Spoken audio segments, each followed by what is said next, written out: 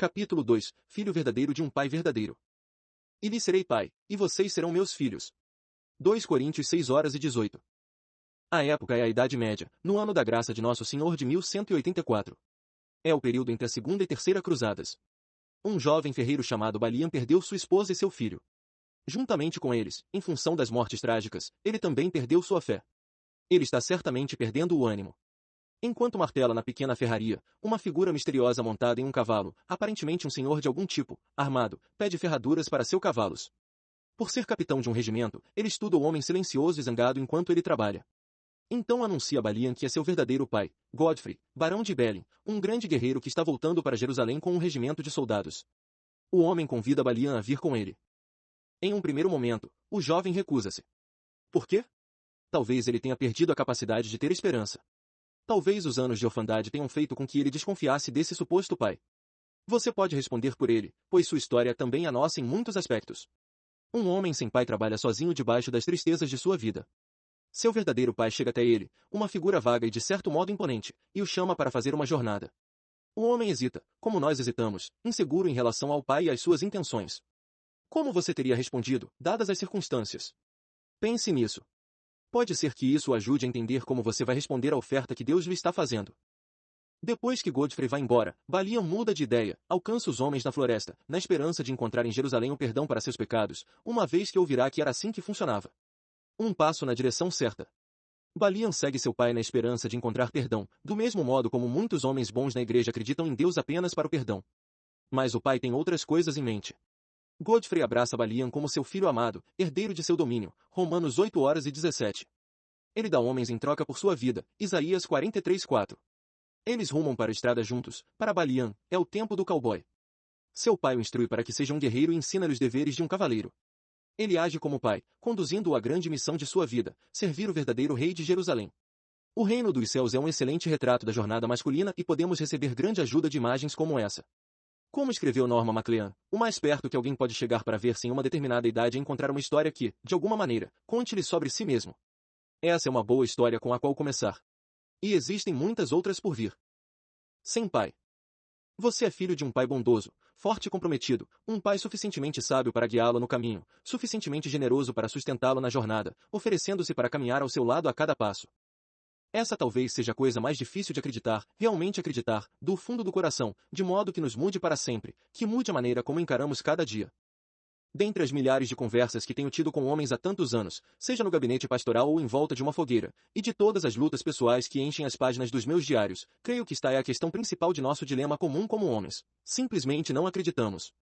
Nossas pressuposições fundamentais sobre o mundo resumem-se a isto: estamos sozinhos para fazer as coisas acontecerem. Não somos supervisionados. Ninguém se importa conosco. Independentemente do que nossos pais possam ter nos dado, não somos muito diferentes agora de Balian no início de sua história.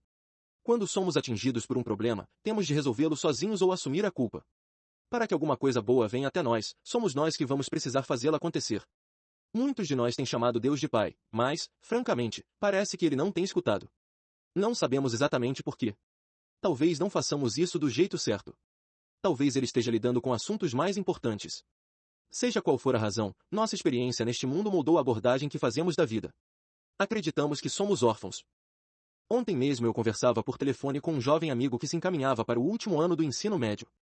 Estávamos conversando sobre todas as pressões e exigências que vêm com esse momento da vida, adicionando-se um casamento à equação, quando lhe fiz uma pergunta que tinha o objetivo de mudar a direção da nossa conversa, de levantar seus olhos para cima do horizonte. Sam, o que alegra você hoje em dia?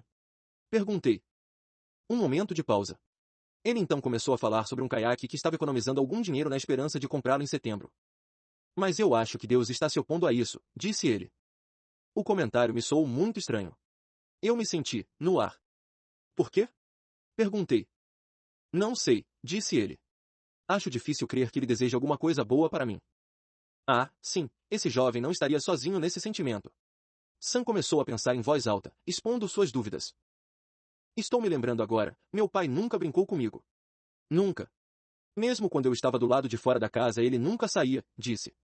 Sua conscientização estava crescendo, a luz estava surgindo em sua história. Eu sempre quis construir um forte de madeira quando era menino. Mas vivíamos na cidade.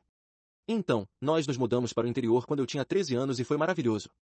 Eu tinha todas as árvores do mundo à minha disposição. Construí meu forte de madeira. Muito embora meu pai trabalhasse com construção, ele não me ajudou. Sentei-me em cima do forte umas 5 ou 6 vezes. Meu pai nunca saiu para olhar. Lembro-me de pensar algo como: que droga. Quem está aqui para ver? É uma história triste. Não é de se surpreender que Sam tenha dificuldades para crer que Deus deseja alguma coisa boa para ele. Então eu disse. Fiquei muito animado com essa história do caiaque e acho que Deus também. Uma pausa ainda maior e, então, Sam falou como muitos homens. É como se você estivesse falando grego comigo. Eu simplesmente não entendo. Uma história simples, sobre um caiaque. Mas é uma história que já ouvi centenas, talvez milhares de vezes antes, de uma forma ou de outra, de homens diferentes em estágios diferentes, girando em torno da mesma dúvida básica presente em seus corações. Naturalmente, a coisa é muito mais profunda do que simplesmente comprar um caiaque, especialmente quando se trata da morte de um filho, de um sonho que morreu, de uma vida que se considera ser difícil, cheia de desapontamentos e não muito mais que isso. Seja o que for que a vida tenha nos ensinado e embora não tenhamos colocado isso exatamente nessas palavras, sentimos que estamos sozinhos. Basta ver a maneira como os homens vivem. Se eu fosse fazer uma avaliação honesta da minha vida nos últimos 30 anos, teria que confessar que o resumo dela é esforço e prazeres. Esforçando-me para ser o melhor, enfrentando com determinação as batalhas que se apresentam, mas também impulsionado pelo medo, crendo, bem lá no fundo, que não posso confiar que alguém venha em meu auxílio. Esforço. E então, tento alcançar pequenos prazeres no caminho para ajudar a aplacar a dor do exagero e da solidão. Jantar fora, fazer uma aventura. Saciar desejos. Uma maneira órfã de viver. MacDonald estava muito certo quando disse que a coisa mais difícil e mais gostosa do mundo é gritar pai. Do fundo do coração, a recusa de olhar para cima na direção de Deus como nosso pai é um erro capital na situação humana como um todo, a incapacidade, a principal miséria. A principal miséria. Vale a pena pensar nisso. Eu não costumava acreditar nisso de verdade. Veja, essa orfandade se tornou tão normal, nosso normal, que nem mesmo pensamos muito nela. Filhos verdadeiros de um pai verdadeiro. É por isso que Jesus estava sempre voltando a essa questão central, muitas e muitas vezes, conduzindo a ela em seus ensinamentos, suas palavras, suas perguntas penetrantes. Se olhar de novo, por meio das lentes pelas quais a maioria de nós se sente fundamentalmente órfão, acho que você vai descobrir que isso está muito perto do verdadeiro centro da missão de Jesus. Qual de vocês, se seu filho pedir pão, lhe dará uma pedra? Ou se pedir peixe, lhe dará uma cobra? Mateus 7, 9 e 10. Então? Nós corremos para o resto da passagem, mas acho que Jesus está nos fazendo uma pergunta real e quer uma resposta real. Acho que ele fez uma pausa aqui, lançando seu olhar penetrante e compassivo sobre os ouvintes diante dele. Bem? Eu hesito. Acho que você está certo. Eu não daria, a não ser no caso de um homem excepcionalmente mau, não posso pensar que qualquer pai decente, mesmo que seja por demais egoísta, fizesse uma coisa assim. Jesus continua, se vocês, apesar de serem maus, sabem dar boas coisas aos seus filhos, quanto mais o Pai de vocês, que está nos céus, dará coisas boas aos que lhe pedirem. V11. Ele está tentando atacar nossa mais profunda dúvida sobre o que há no universo.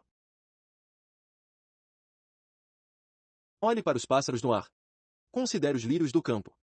Vocês não são muito mais valiosos para o seu Pai verdadeiro do que eles? Mateus 6, 26,28. 1. Não sei direito como responder. Quer dizer, claro, existe uma resposta certa. Mas também existe a ferida em nosso coração em relação à paternidade, além da maneira como nossa vida tem caminhado. O que acham vocês? Se alguém possui 100 ovelhas, e uma delas se perde, não deixará as 99 nos montes, indo procurar a que se perdeu. Mateus 18 horas e 12.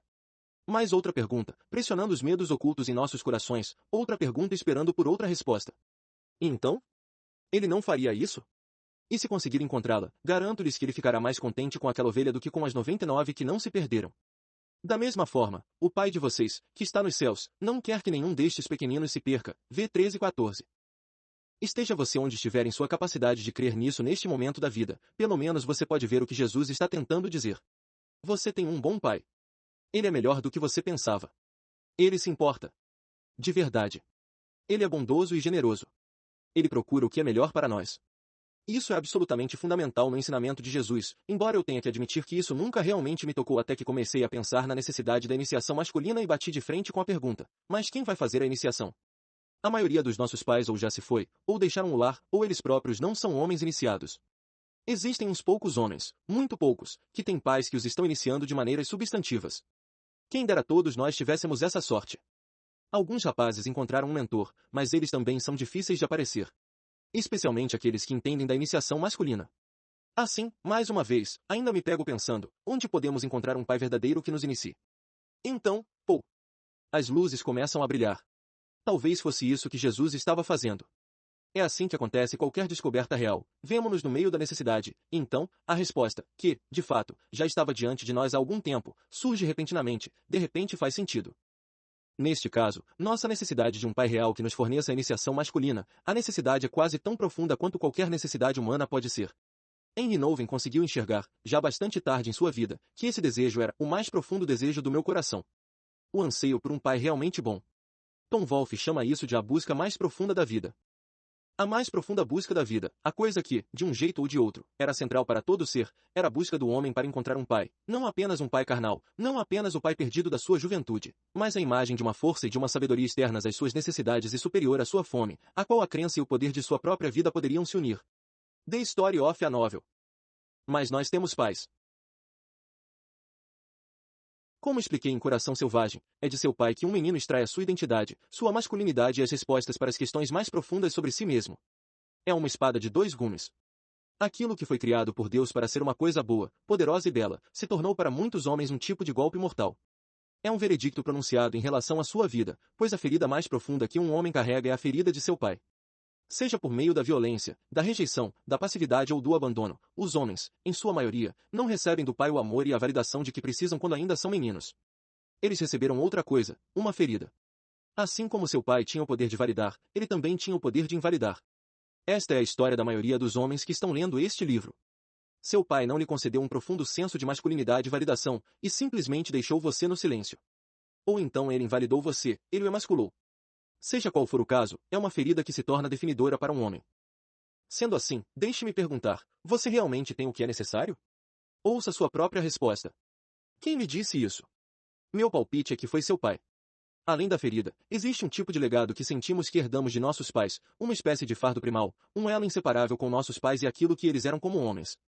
Às vezes, me vejo fazendo coisas que meu pai fazia, e elas me fazem tremer. Ele era meio genioso e eu também sou. Sua ira me feriu, e eu, por minha vez, tenho ferido meus filhos. Odeio isso. Meu pai tinha essa mania de mandar e ficava bravo quando as coisas não saíam do seu jeito. Há momentos em que faço o mesmo e fico muito triste quando vejo isso acontecer. O inimigo aparece ali num momento, dizendo, viu só? Você não é diferente dele. Você é filho do seu pai. Isso me consome por dentro. Como posso negar isso? Ele é meu pai. Se você se lembra de um dos primeiros filmes da série Star Wars, intitulado O Império Contra-Ataca, Luke Skywalker vai ao planeta Dagobah para encontrar Yoda, o último mestre Jedi, para se tornar aprendiz dele. É um retrato clássico da iniciação masculina. Luke era o cowboy, ou patrulheiro, nas areias de Tatooine e estava viajando com Obi-Wan Kenobi, mas agora é tempo de ele entrar na fase do guerreiro e, por isso, precisa de treinamento. Conforme progride sua instrução debaixo de Yoda, o desafio torna-se cada vez mais significativo, saindo do físico para o emocional e dali para o espiritual. Certo dia, quando estavam numa selva, Yoda aponta para uma caverna, um buraco que levava para baixo da terra. Luke precisa descer até a caverna escura, sozinho, e enfrentar seus medos mais profundos e subconscientes. Lá no mundo subterrâneo, surge uma imagem de Darth Vader. Luke de fato luta com aquela figura sombria, corta a cabeça de Vader apenas para descobrir que é a própria face de Luke no capacete. É o medo mais profundo de Luke, o de que, de alguma maneira, ele vai terminar sendo como Vader. Pouco depois disso, Luke de fato se confronta com Vader que, no meio da batalha, lhe diz, eu sou seu pai. É o pior pesadelo de Luke. Por quê? Peça a qualquer homem que lhe dê a resposta. De alguma maneira profunda e primal, quando olhamos para nossos pais, tememos que eles sejam aquilo que somos e aquilo que vamos nos tornar. É o nosso destino. Pode ser que nunca tenhamos expressado esse temor em palavras, mas olhe para ele da seguinte maneira: quantos homens já passaram vários anos de sua vida tentando não ser como seus pais? Ou tentando encobri-los, defendê-los? Por que tudo isso? Quantas mães amarguradas, sabendo por intuição exatamente para onde apontar, disseram a seus filhos você é igualzinho ao seu pai? E por que esse golpe é tão penetrante? Alguns poucos homens afortunados possuem pais que eles desejam imitar. Estava falando com um homem, há não muito tempo, sobre a paternidade sobre nossos pais, e ele começou a me contar sobre seu pai, um homem maravilhoso que, apesar de ter estudado apenas até o nível médio, seguiu adiante e se tornou um construtor bem-sucedido, um maravilhoso homem de família, um homem de caráter profundo. Às vezes, os homens simplificam demais a verdade sobre seus pais com o objetivo de preservar uma imagem deles que não pode ser apoiada pela realidade, mas eu podia dizer que esse homem estava sendo sincero. Ele terminou sua história dizendo, espero ser metade do homem que ele foi. Fiquei impressionado e alguma coisa em mim estava desejando aquilo. A história daquele homem está completamente aquém da minha experiência, aquela confiança e admiração, aquela certeza resoluta de que eu quero ser como meu pai. Você gosta de quem seu pai é, ou era, como homem? Você quer ser exatamente como ele? Concentrando-nos na nossa necessidade imediata, será que ele pode liderar você, agora, em sua jornada, e lhe fornecer uma iniciação masculina? Coloque-se em algum lugar do espectro que vai desde eu quero ser exatamente como ele, e ele está me mostrando como até com um bom cara, mas não é o que eu quero ser enquanto um homem, e de ausente na maioria das coisas. Não quero ter muita coisa a ver com ele até um homem mau. Que Deus me livre de seu legado. A maioria dos homens sente estar sentenciada por seus pais de 3 maneiras. Sentimos-nos sentenciados pela ferida, por aquilo que obtivemos dele em resposta à nossa pergunta mais profunda, tenho aquilo que é necessário. Sentimos-nos sentenciados pelo fato de que agora não há ninguém que nos ajude diante da necessidade de termos uma iniciação masculina. E sentimos-nos sentenciados de alguma maneira pelo elo que sentimos ter com nossos pais, seus pecados, suas falhas, aquilo que eles eram como homens. Parece com a mão com a qual você foi tratado. É como se você pudesse, com esforço, ir um pouco além do que ele foi, mas você sempre será seu filho. Fora isso, existem aqueles ditados como a maçã nunca cai muito longe da árvore. Se a árvore genealógica é uma fonte de orgulho para nós, então podemos prosseguir com confiança. Mas se não é, devemos perceber que podemos sair de debaixo de sua sombra. Agora, à luz de tudo isso, ouça as palavras de Deus. Uma mudança radical. Pois vocês não receberam um espírito que os escravize para novamente temerem, mas receberam o espírito que os adota como filhos, por meio do qual clamamos, Abba, Pai. Romanos 8:15. E, porque vocês são filhos, Deus enviou o espírito de seu filho ao coração de vocês, e ele clama, Abba, Pai. Assim, você já não é mais escravo, mas filho, e, por ser filho, Deus também o tornou herdeiro. Gálatas 4:6-7. A maioria dos homens que aconselhei em todos esses anos compreende que o cristianismo é uma oferta de perdão a nós, disponível por meio do sacrifício de Jesus na cruz. Eles veem Deus da maneira que Baliam vê seu pai no começo de sua jornada. O que parece que eles não entendem é que existe mais. O perdão foi disponibilizado a cada um de nós para que pudéssemos nos reunir com o Pai. O perdão não é o objetivo final, voltar para a casa do Pai é o objetivo. Desse modo, um homem que se diz cristão, que frequenta a igreja e que tem alguma esperança de ir para o céu quando morrer, não recebeu a parte do leão daquilo que Deus deseja que ele receba por meio da obra de Cristo. Ele ainda se verá vivendo muito sozinho, empacado em sua jornada, pensando por que razão não pode se tornar o homem que deseja ser. Ele ainda não chegou à filiação. Dê uma olhada mais de perto na história do filho pródigo, uma das muitas histórias que Jesus contou para tentar colocar no nosso coração a ideia do ponto onde estamos com o Pai e como ele se sente em relação a nós. Sim, o filho pródigo saiu sem permissão, foi para Las Vegas com a fortuna da família, torrou tudo com prostitutas e apostas nas mesas de pôquer. Sim, nós fizemos o mesmo, ou mais ou menos, na maioria dos casos, muito mais do que menos. O ponto-chave da história não é o filho pródigo, é o coração do pai. Estando ainda longe, seu pai o viu e, cheio de compaixão, correu para seu filho, e o abraçou e beijou, Lucas 15:20. É esse tipo de pai que você tem. É assim que ele se sente em relação a você. É para isso que Cristo veio. Mas, quando chegou a plenitude do tempo, Deus enviou seu filho, nascido de mulher, nascido debaixo da lei, a fim de redimir os que estavam sob a lei, para que recebêssemos adoção de filhos. E, porque vocês são filhos, Deus enviou o espírito de seu filho ao coração de vocês, e ele clama, Abba, Pai. Assim, você já não é mais escravo, mas filho, e, por ser filho, Deus também o tornou herdeiro. Gálatas 4:7. Como explica George MacDonald, as palavras usadas por Paulo não implicam que Deus adota filhos que não sejam seus, mas que ele é pai pela segunda vez, que eles nascem por uma segunda vez, desta vez, de cima. Ele poderia fazer isso 10 vezes, sim, poderia ser infinitamente pai de seus filhos, uns poucos sermões. Começamos a fazer a mudança mais importante e essencial de todas, a mudança na qual o cristianismo está focado, ao começar pelo menos com a verdade objetiva. A maneira como isso se desenrola em nossa vida virá depois. Por ora, há coisas que devemos saber. Nós somos filhos de um pai bondoso, compromissado e forte, um pai suficientemente sábio para guiar você pelo caminho, suficientemente generoso para sustentá-lo em sua jornada. Seu primeiro ato de provisão aconteceu antes mesmo de você nascer, quando ele lhe resgatou por meio da vida, da morte e da ressurreição de nosso irmão mais velho, Jesus de Nazaré. Então, ele chamou você para perto dele, talvez ainda esteja chamando agora, para se chegar a ele por meio da fé em Jesus Cristo.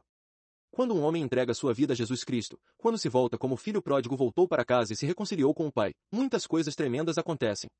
No centro delas está a verdadeira entrada na filiação. Balian tinha muitas lições a aprender, muito tempo a recuperar de seus anos de orfandade. Ele estava prestes a entrar num tipo de rota de colisão no caminho do cowboy, do guerreiro e, não muito depois disso, no caminho do amante, até que pudesse se tornar um rei. Primeiramente, ele tinha que correr o risco, aceitar o fato de que seu pai viera para ele. Uma nova família, e novas alianças. Vejamos agora uma verdade que é tanto difícil quanto perigosa, tanto maravilhosa quanto libertadora. Pelo fato de que fomos para a casa de nosso Pai verdadeiro e chegamos à nossa verdadeira filiação, todos os outros relacionamentos foram mudados drasticamente. Para sempre.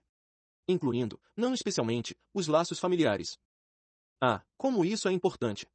Para caminharmos na liberdade, na cura e na intimidade com Deus disponíveis aos filhos de Deus, com o objetivo de experimentar os plenos direitos de filhos e assumir nossa busca masculina, devemos saber o que significa essa mudança em relação aos vínculos de nossas famílias e pais terrenos. Se você já passou algum tempo entre pessoas ou culturas para as quais família é tudo, então tem alguma ideia de como era crescer em Israel na época de Cristo. Pense naqueles sistemas familiares nos quais é simplesmente obrigatório você estar sempre ali no jantar de domingo, onde não há nenhuma dúvida sobre onde você vai passar seus feriados e finais de semana. Sua vida está subordinada à família, às necessidades, expectativas e exigências. É um sistema fechado e zeloso, e é por isso que há histórias que ficarão na família para sempre, assim como verdades obscuras. Se você quiser ter uma visão cômica disso, preste atenção na família grega do filme Casamento Grego. Um lado mais obscuro poderá ser visto em O Poderoso Chefão. É por isso que os filhos frequentemente dão prosseguimento aos negócios da família, muito embora seus sonhos estejam em um lugar completamente diferente. Por que amores verdadeiros que realmente deveriam se casar acabam separados? Ela não é uma de nós, é a resposta. Também é por isso que histórias de abuso emocional, físico e sexual dentro das famílias normalmente nunca são reveladas. O sangue fala mais alto, como diz o velho ditado. Mas não é assim que Jesus vê as coisas. Embora ele tenha crescido numa das culturas que mais valorizam a família no mundo inteiro, ouça essa declaração dele sobre a supremacia do laço familiar. Não pensem que vim trazer paz à terra, não vim trazer paz, mas espada. Pois eu vim para fazer que o homem fique contra seu pai, a filha contra sua mãe, a nora contra sua sogra, os inimigos do homem serão os da sua própria família. Mateus 10, 34-36. Peraí. Essas palavras são fortes. Fazer com que um filho fique contra seu pai? Uma filha contra sua mãe? Você não fica perturbado ao ouvir isso? É desconfortável até mesmo repetir esse trecho das Escrituras aqui. Mas por que tudo isso? Por que nos perturbamos diante da aspereza, da ideia de divisão que está presente nas palavras de Jesus? Por que ele está falando sobre a família? Se ele tivesse usado palavras como um homem contra outro homem, uma mulher contra outra mulher, poderíamos achar um jeito de engolir isso. Mas Jesus está entrando bem no meio das relações humanas, e assim, deixa claro que está se referindo à família. Nosso desconforto com o alvo de suas palavras só reforça a minha ideia, as lealdades assumidas e toda a falsa culpa e responsabilidade que tem usurpado o direito de família por milênios. Contudo, essas são as palavras de Jesus, aquele que veio para nos mostrar o caminho estreito que leva à vida. Não conseguiremos apreciar a bondade dessas palavras até nos lembrarmos de que maneira a família pode incapacitar e prender, de quanto essas lealdades podem ser às vezes falsas. Mas não nos disseram que devemos honrar pai e mãe. Sim. Muitas vezes, em vários lugares tanto do Antigo quanto do Novo Testamento, ouvimos isso inclusive do próprio Jesus. Mas o que isso significa? Como Jesus interpreta essa ordem? Vamos dar uma olhada em uma história de sua própria família. Falava ainda Jesus à multidão quando sua mãe e seus irmãos chegaram do lado de fora, querendo falar com ele. Alguém lhe disse, tua mãe e teus irmãos estão lá fora e querem falar contigo. Mateus 12, 46-47. Sua família chegará para conversar com ele. Sobre o que nós não sabemos, mas aparentemente eles achavam que era importante o suficiente para interromper a pregação, parar a assembleia para uma reunião de família. Eles enviaram uma mensagem por entre a multidão de que gostariam de falar com Jesus. Sua família estava defendendo seus direitos familiares. Nesse momento, eles haviam chegado e, para adicionar um pouco mais de pressão, estavam do lado de fora. Estavam esperando na rua. Do mesmo modo como qualquer família judaica normal, eles presumiram que Jesus iria atender seus pedidos imediatamente. E, sendo judeus, a congregação presume e entende que, nesse ponto, Jesus, tal qual qualquer bom rapaz judeu, pararia o que estava fazendo e iria até eles. Não. Ele não faz isso. Quem é minha mãe, e quem são meus irmãos? Perguntou ele. E, estendendo a mão para os discípulos, disse, aqui estão minha mãe e meus irmãos. Pois quem faz a vontade de meu Pai que está nos céus, este é meu irmão, minha irmã e minha mãe. V 48:50. Sabemos que Jesus é o amor encarnado, mas, puxa vida, não é isso que qualquer um de nós esperaria. Minha verdadeira família são aqueles que estão na família de Deus. Isso é simplesmente radical e esquisito até. Para aquelas pessoas, família é o elo mais inquestionável da Terra. Mas exatamente Jesus está tentando reformar nossa compreensão sobre os laços familiares. Ele é rude com a questão porque isso é importante demais, porque ir para a casa de nosso Pai Celestial é o objetivo da existência humana. Porque isso aconteceu. Porque isso é verdadeiro. Eu sei, eu sei. As pessoas vão usar isso como uma desculpa para fazer coisas que parecem ser muito pouco cristãs. É um ensinamento perigoso. Como todos os ensinamentos que trazem liberdade verdadeira correm o perigo de serem mal usados, mas isso não parece preocupar Jesus, que reforça a ideia várias e várias vezes, quem ama seu pai ou sua mãe mais do que a mim não é digno de mim. Mateus 10:37.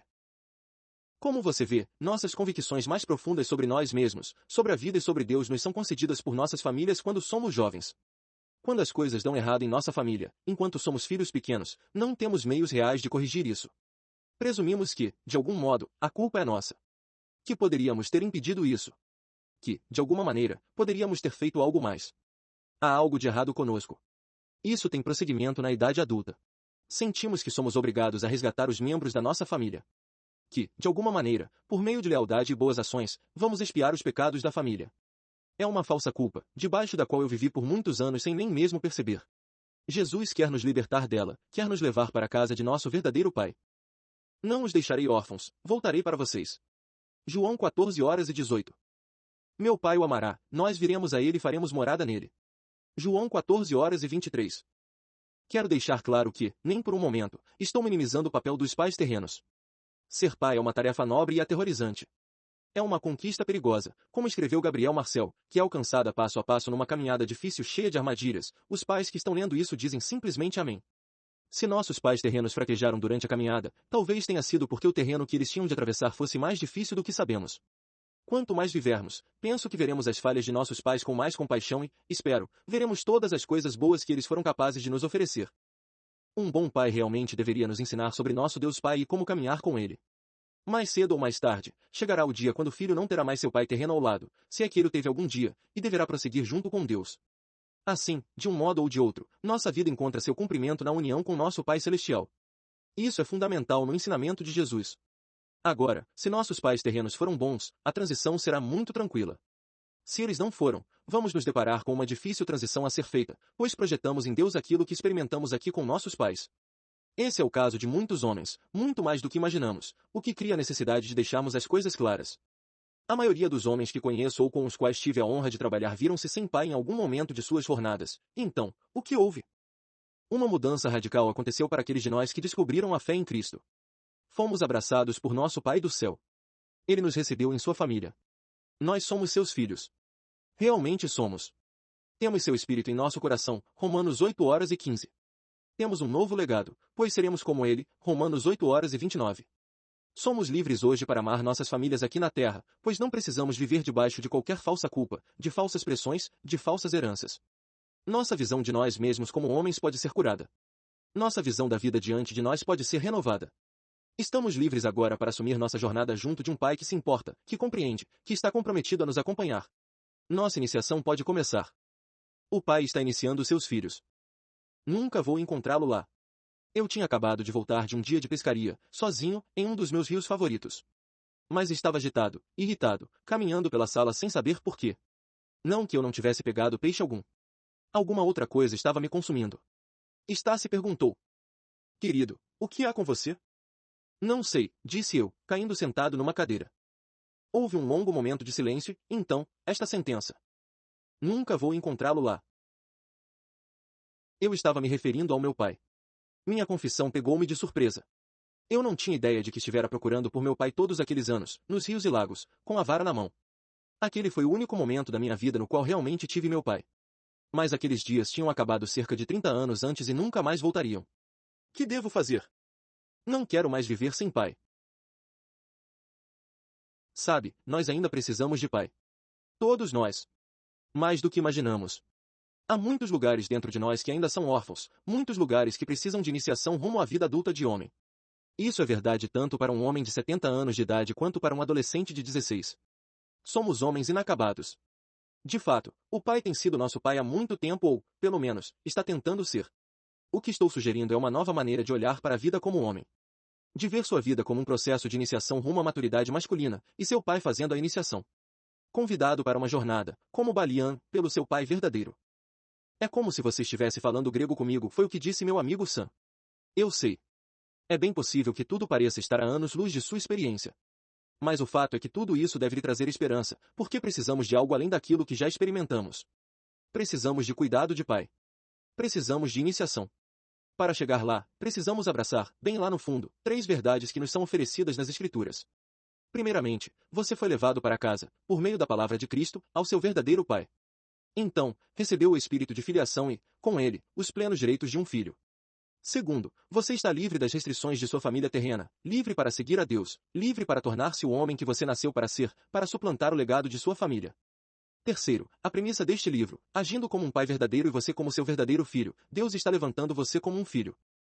Meu filho, não despreze a disciplina do Senhor, nem se magoe com a sua repreensão, pois o Senhor disciplina a quem ama, e castiga todo aquele a quem aceita como filho. Hebreus 12, 5, 6. Somos homens inacabados. O livro de Hebreus diz que Deus está prestes a acabar sua obra em nós. Mais uma vez, MacDonald explica o que nosso Pai deseja. Ele permitirá que eles compartilhem de seu ser e de sua natureza, forte naquilo que exige força, terno e gracioso como ele é terno e gracioso, irado como e onde ele fica irado. Mesmo no que se refere ao poder, ele lhes fará capazes de fazer tudo aquilo que pôde fazer na terra seu filho Jesus, cuja vida era a vida do homem perfeito, cujas obras eram as da humanidade perfeita. Quando pensamos nele, quando a mente do filho é como a mente do pai, quando a ação do filho é a mesma do pai, então é o filho do pai, então somos filhos de Deus. Ninguém, a não ser uma criança, pode se tornar um filho. A ideia é de um envelhecimento espiritual. Somente quando a criança é um homem é que se torna real e plenamente um filho. Uns poucos sermões. Nosso Pai veio a nós e nossa iniciação começou. Ela pode prosseguir agora com ainda mais clareza e intimidade. O horizonte se abriu diante de nós. Certamente é uma aventura arriscada, esse realinhamento de nossa visão da vida como uma iniciação masculina, essa volta para Deus como Pai. Mas conheço poucas outras verdades que podem trazer ao homem uma esperança como essa. Pai, tudo bem, tudo bem. Não sei até que ponto creio em tudo isso, mas sei uma coisa, preciso de um pai. Existe muita coisa dentro de mim que ainda precisa da ação de um pai. Não quero mais viver como órfão. Assim, venha a mim e me ajude a fazer a mudança. Por meio de Cristo, o Senhor me levou para casa, para ser um filho seu. Eu aceito isso.